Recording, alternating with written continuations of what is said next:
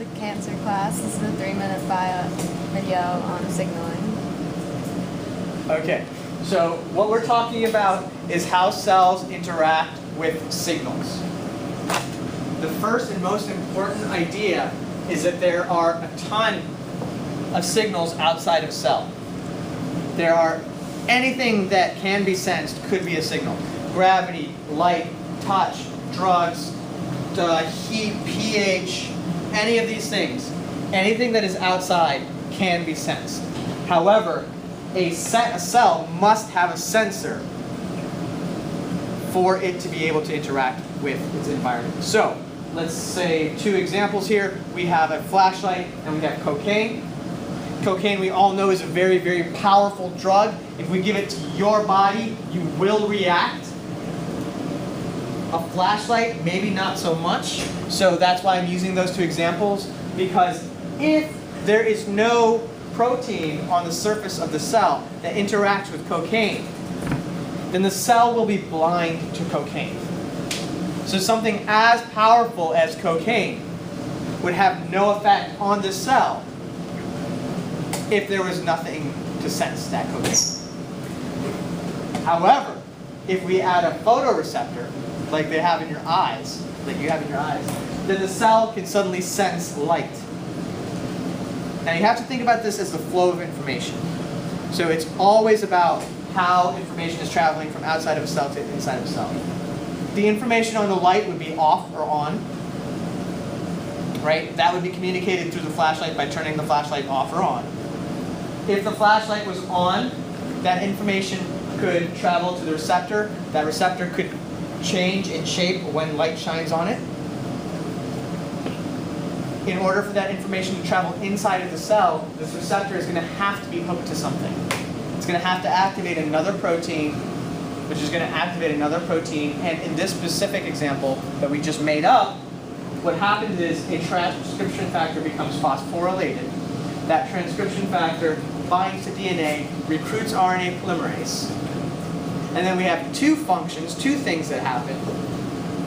A piece of RNA is made, that RNA is spliced. A small piece of that RNA goes off and affects another gene somewhere through RNAi. And the exon, or the transcript, leaves to go to the ribosome. It becomes translated into a protein. That protein organizes actin. So, the information from light switch went to receptor, went to a cellular cascade, which interacted with DNA to produce an actin-activating protein. That's how signaling works. But again, 2 really, really, really important ideas. Anything outside of the cell could have been the signal if there's the appropriate sensor on the cell. How am I doing on time? 3:28. Oh! All right, questions? Kim, How does it come from within the cell? how does it come from the cell? a signal come from within the cell? Okay, so the way a signal, we could have signaling within the cell, is a part of the cell could communicate with another part of the cell. So let's say in this example that the cell produces a bunch of proteins and, all right, let's do it this way. So let's say that this cell produces a bunch of proteins. Okay. This side is being hit by light. Let's say that light actually goes into the cell. Let's say the light changes those proteins inside the cell. Then the protein on the left side of the cell will be different from the protein on the right side of the cell. This light protein activates another protein. That signaling cascade can occur again. Okay? Yes? Can the external environment ever permeate through the membrane? Absolutely. There are things that can permeate through the membrane. Light can. Sound can. As a matter of fact, light travels through, not just into your eyes, but basically around the spaces around the nerves in your eyes, and directly acts on circadian proteins which cause you not to be sleepy. So light actually goes into your head, affects proteins, and makes you not sleepy. Is that why they say like you shouldn't be looking at your like computer or something before you? I would imagine. I don't know if that's the case. But that makes a lot of sense. Yeah. And I think also you said in the video that like Estrogen is one of those examples of a protein that can, or a hormone that can go directly through the cell membrane.